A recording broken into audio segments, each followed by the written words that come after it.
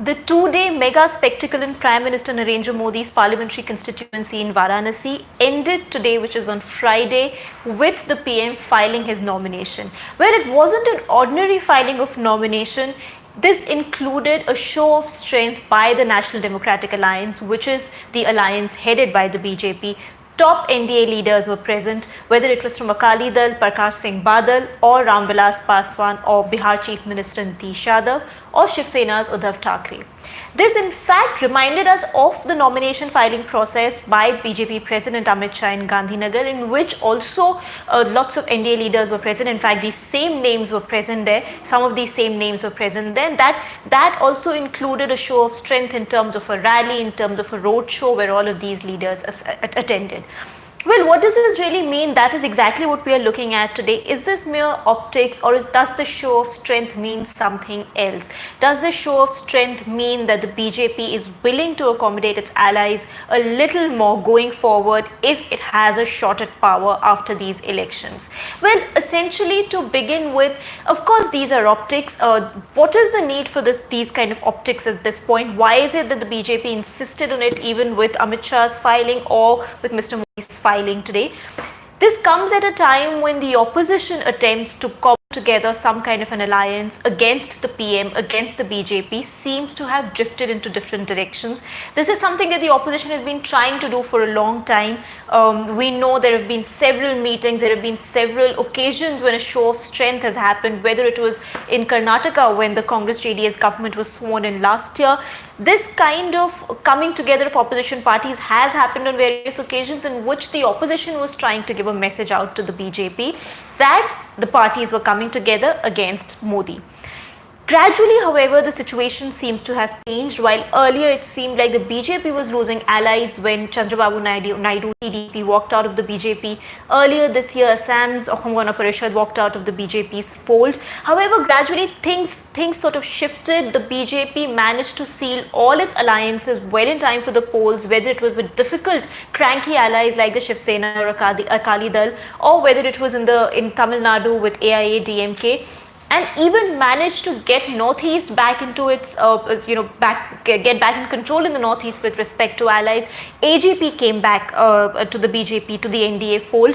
On the other hand, the opposition attempts to cobble together an alliance seem to crumble. There has been, in fact, in the recent times, there has been increasing bickering between various opposition parties, whether it's between the Congress and the Aam Aadmi Party about the alliance in Delhi, or it's between the Congress as well as the SP-BSP Gathbandhan in Uttar Pradesh. So in sharp contrast to that, the BJP has been wanting to drive this point home, that while the opposition is not a united front, while all kinds of opposition attempts are crumbling, while there is no unity in the opposition, there is no alliance in the opposition ahead of the polls, the NDA stands together.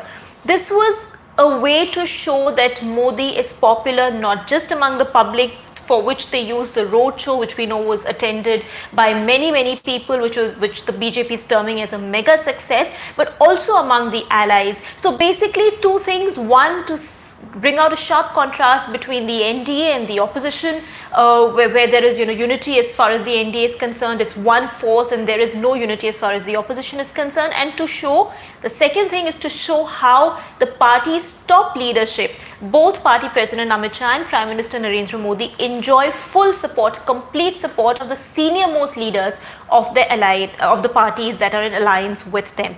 Well, we'll start taking a few questions. Would be great if all of you can send in some questions, or they could be remarks and observations, and we'll be very happy to discuss them in the course of this conversation.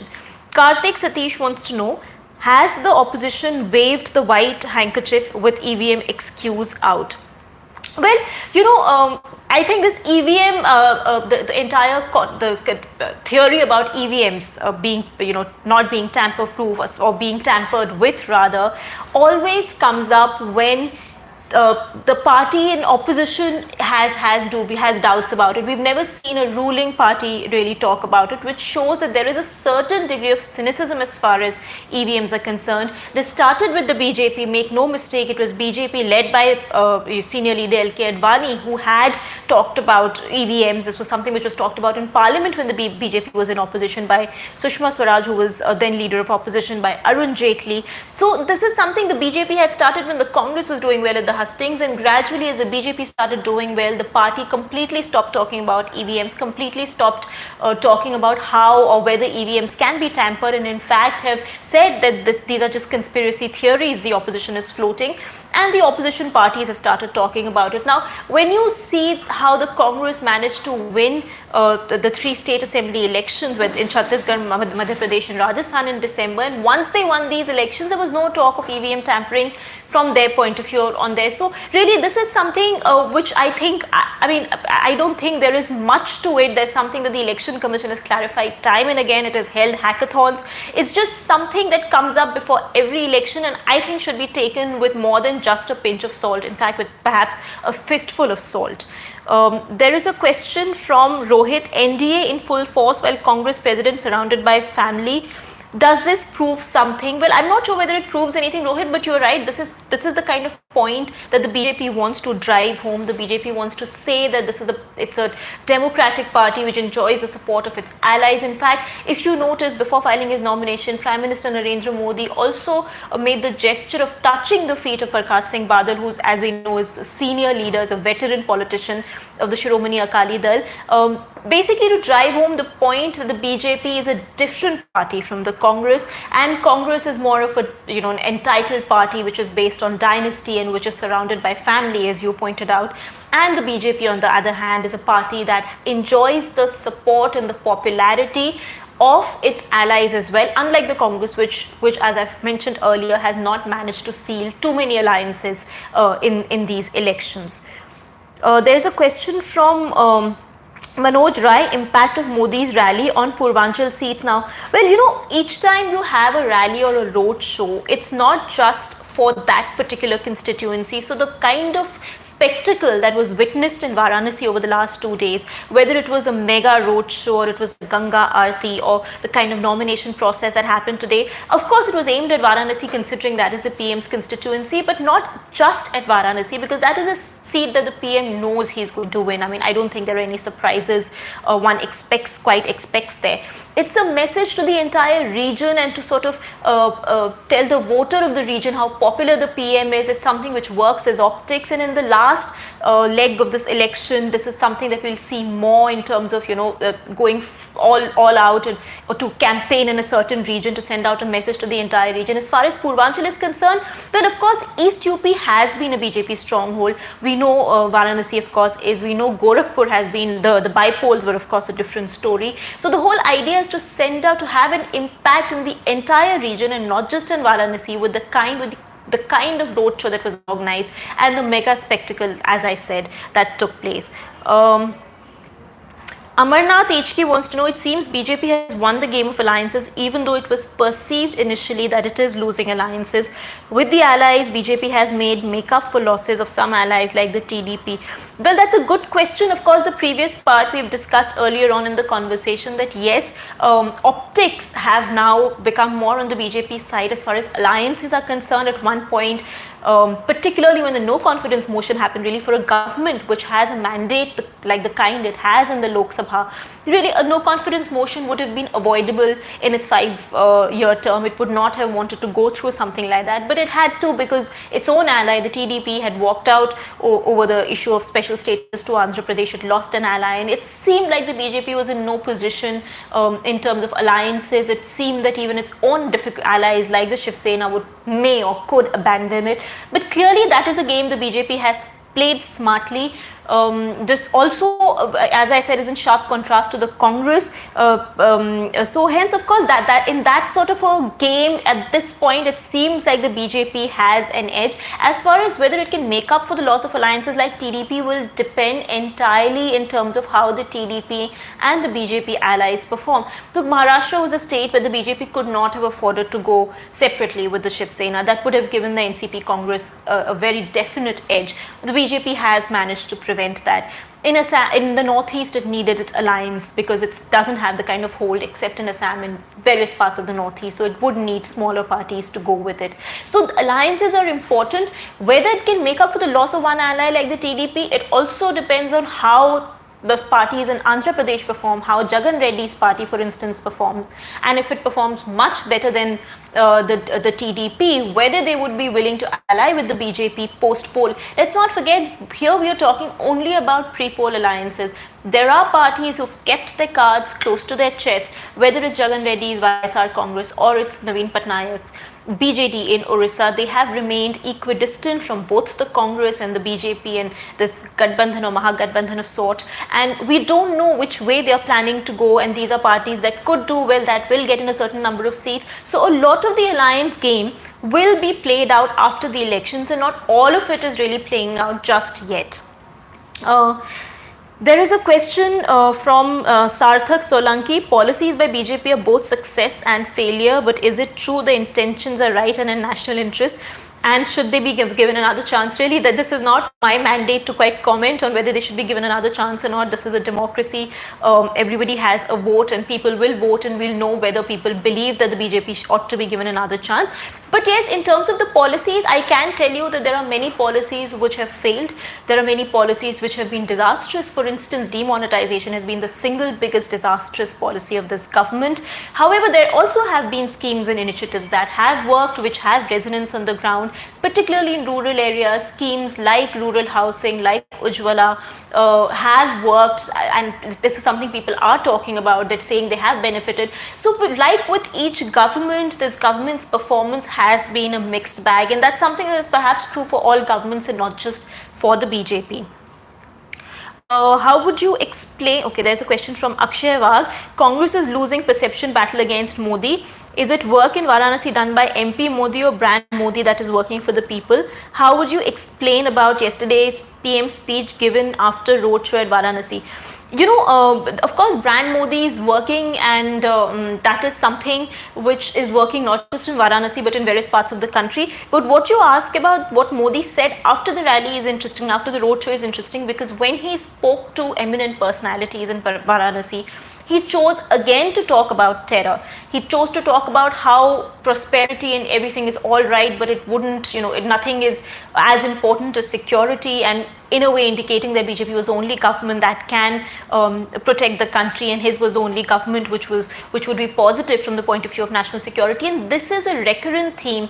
In fact, this is the dominant theme of the BJP's election campaign ever since the Pulwama terror attacks and the retaliatory airstrikes in Balakot. So what he said about terror is interesting. It's very clear that even in his home turf, Varanasi, even where he is very confident, and where we could see how he was received, how well he was received, this is what he chose to talk about. So this is going to continue to be the most dominant theme of the BJP's election discourse till the very last phase of this election. The BJP essentially is trying to play up fears, perhaps, of the voters more than aspirations and hopes this time, and it believes that this is something that can give it the edge against the opposition, against the Congress.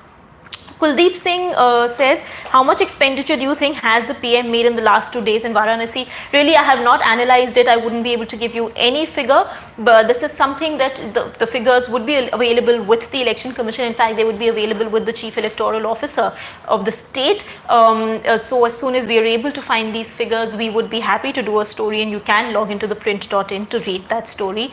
There's a question from Avi Fime Konyak. LK Advani started the EVM complaint, and he was the one who brought in VVPAT, which is the voter verifiable paper trail. What has the EC done with the mock poll that drew 17 votes from 9 vote cast? Can EC ever take a bold stand or just remain mute to the diktats of the BJP? Well, if you're talking about the larger issue of the EC appearing to be not as objective as it should under the BJP government, that's a different point. But as I said earlier, the EVM controversy is really recurrent. It usually comes up before elections, and then as soon as elections are over, it depends on who's done well and who's not done well, and accordingly it either dies out or some people keep talking about it. I wouldn't take it very seriously. As I've said, it's something that has been tested, it's something that has been discussed, debated at length, and I think it's a bit cynical to keep blaming EVMs. What is the solution? I mean, going back to the ballot paper most certainly cannot be the solution, because we know the kind of booth capturing that happened then, and that is hardly a safe way to conduct elections, or hardly a fair way to entirely conduct elections. So really, I mean, I think this EVM controversy at some point has to be buried in the spirit of democracy, and political parties need to be a little more positive when it comes to elections, instead of finding, like the BJP did earlier, the Congress does now, finding some kind of a horse to whip so that it can look, its performance can be blamed on somebody else. There's a question from Deepthi Sutaria. Do you feel there will be a government or Mahagathbandhan or alliance will happen, will be beneficial for nation? Well, it's again, as I said, my craft doesn't quite predict me, it doesn't quite equip me to predict numbers, so I really wouldn't be able to answer your question about whether there would be an alliance. But even now, I mean, though BJP has did win 282 in the last election, there still is an NDA government at the center. It's not just a BJP government at the center. And in fact, with the bipole losses, it became even more pertinent for the BJP to have its allies. So I think the era of a party getting just a complete majority in terms of like in a way that it would not need any allies, it has been over for a long time. We've seen coalition governments. As I said, this may not have been a strictly coalition government in that sense, considering the BJP got the numbers in itself, but even then it has been an NDA government at the center. There's a question, I'm surprised with the lack of issues in this election. How did this election become another 2009? Yeah, well, lack of issues. I've consistently we've maintained this, that there were issues. It's not as if the election is devoid of issues. Jobs, lack of job creation has been a serious failing of this government. Rural distress has been a failing of this government.